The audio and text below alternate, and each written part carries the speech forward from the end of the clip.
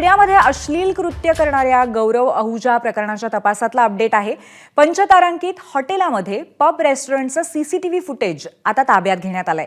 पुण्यातल्या कोरेगाव पार्क मुंढवा रोडवरील रेस्टॉरंटमध्ये हा गौरव आला होता।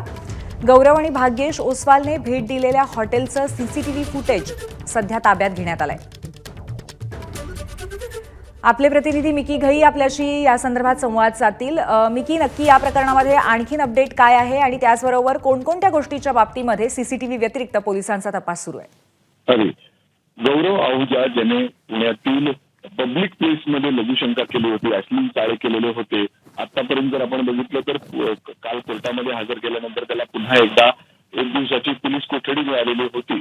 अर्थात पोलिसांनी आतापर्यंत जर तपास बघितला तर त्याला त्या लोकेशन त्या स्पॉटवर घेऊन गेलेले होते। जिथं जिथं त्यांनी जे काही केलं होतं ते पुन्हा एकदा सीन क्रिएट करण्यात आलेलं होतं। एवढंच काय तर तो त्या दिवशी रात्री एका पंचतारांकित हॉटेलच्या पबमध्ये गेलेला होता। तिथे देखील त्यांनी बसून दारू केलेला होता। त्याचं देखील सीसीटीव्ही फुटेज आता पोलिसांनी ताब्यात घेतलेलं आहे। हे हॉटेल मुंढवा परिसरातील आहे। त्याचबरोबर आता जर आपण बघितलं तर त्याची जी BMW गाडी आहे जी कोल्हापूरला त्यांनी एका पार्किंगच्या ठिकाणी पेट्रोल पंपाच्या पार्किंगला लावलेली होती, ते देखील पोलिसांनी ताब्यात घेतलेली आहे। मात्र त्याचे नंबर प्लेट या ठिकाणी लपवण्यात आलेले आहेत। अशा पद्धतीने जे पुरावे आहेत त्यांच्याशी देखील छेडछाड करण्यात आलेला आहे, असं देखील पोलिसांनी स्वतः कोर्टामध्ये काल या ठिकाणी सांगितलेलं आहे। आणि आता जर आपण बघितलं तर आज पुन्हा एकदा कस्टडी आहे। आज दुपारच्या नंतर त्याला पुन्हा एकदा कोर्टात हजर केलं जाईल। त्याचे मेडिकल रिपोर्ट देखील येतील।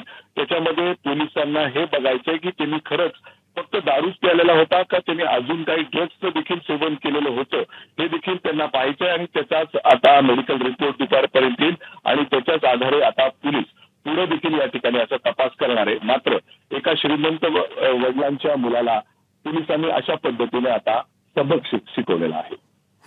नक्कीच मिकी, धन्यवाद आपण दिलेल्या माहितीबद्दल। एबीपी माझा, उघडा डोळे बघा नीट।